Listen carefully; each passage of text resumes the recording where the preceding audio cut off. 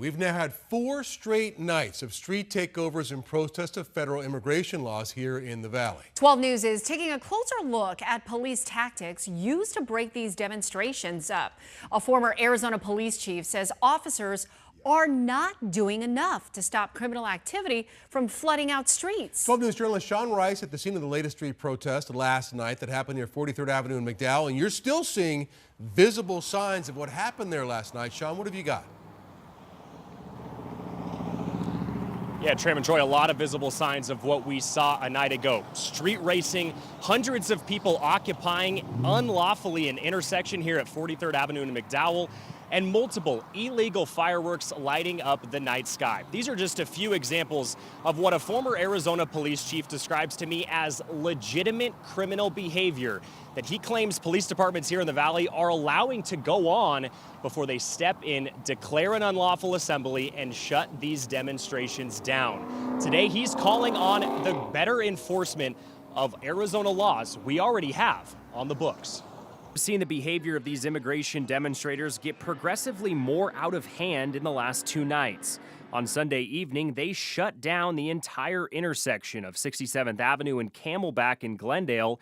An unknown suspect stomped on the front windshield of a Glendale police cruiser and then took off in it before running into a crowd of about 1,000 people. Glendale police say no arrests have been made, and the crowd was dispersed after an unlawful assembly was ordered multiple hours after it all began.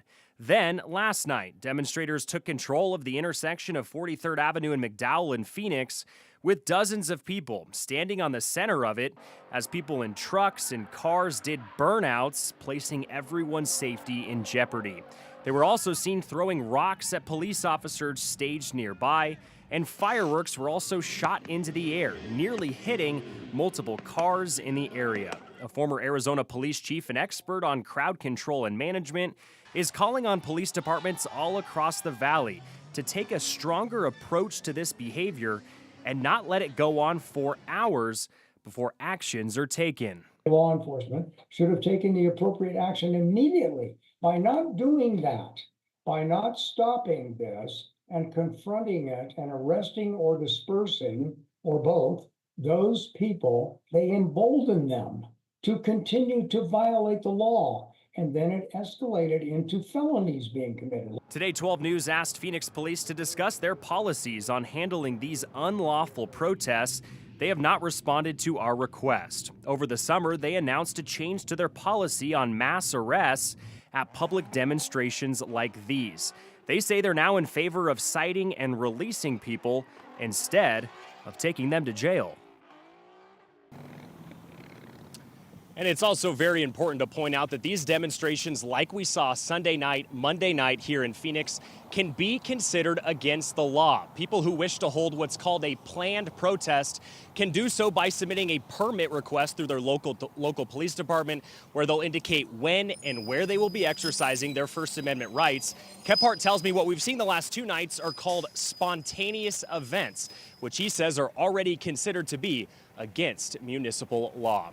We're live in Phoenix. Sean Rice, 12 News. You know, and it's a delicate balance, right? If you get too heavy-handed as a police force, you're outnumbered, you go in there, and the next thing you know, there's serious blowback and there's violence. But at the same time, if Sean, you were in a car spinning donuts in the middle of an intersection, chances are you'd get pulled over on a normal day, right? So it's a balance. Yes. Yeah. Troy, that's absolutely right. When we spoke to Glendale police yesterday about what happened at 67th Avenue and Camelback on Sunday night, they told us it's all about striking that balance. In some instances, they will take 10 to 15 minutes to declare an unlawful assembly. In other instances, they will take multiple hours. And they said after every single circumstance of one of these demonstrations, they attempt to take what they've learned from each of them and perform the next one in a better fashion. But definitely a delicate balance to reach. And we may see another one of these tonight. We'll see, Sean. Thank you for the reporting.